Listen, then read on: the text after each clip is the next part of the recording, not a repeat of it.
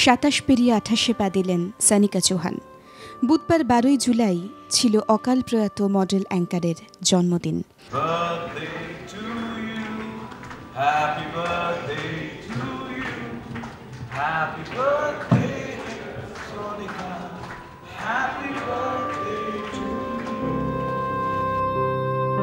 প্রথা মেনেই মেয়ের জন্মদিন পালন করলেন সানিকার বাবা মা। উপস্থিত সবাই, বন্ধু, আত্মীয়, কাছের মানুষ। কিন্তু যার জন্য এত আয়োজন, শুধু তিনিই নেই। অকস্মাৎ গাড়ি দুর্ঘটনা মৃত্যুর অন্ধকারে টেনে নিয়ে গেছে এক উজ্জ্বল প্রতিভাকে।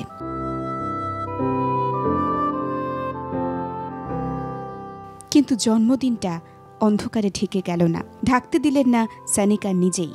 সবাইয়ের মধ্যে যে ওর উজ্জ্বল উপস্থিতি, ওই প্রাণোজ্জ্বলতা, ওই হাসি তো কখনো হারিয়ে যাবার নয়।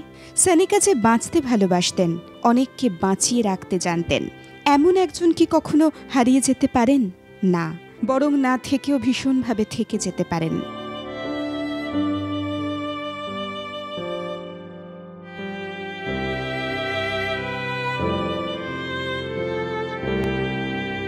Sonika will always be not only in our hearts, in our minds, she'll be with us, and she should be on the mind of every person who sits behind that wheel. I am a driver myself, so I think she is going to always be there with every one of us. I'll be honest, physically she's not with us. Let's face the fact.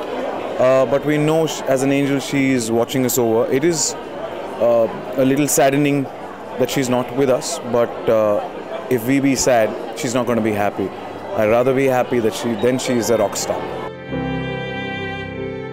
সানিকাকে আরো ভীষণভাবে বাঁচিয়ে রাখতে সানিকা Chauhan 27 foundation গড়লেন ওর বাবা মা।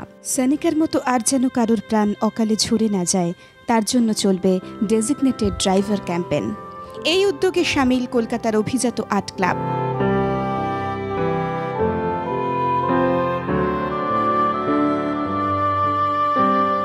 আর এমন দিনে অনেক আবেগ, অনেক কান্না লুকোনোর ব্যর্থ চেষ্টা করলেন অভিনেতা সাহেব ভট্টাচার্য।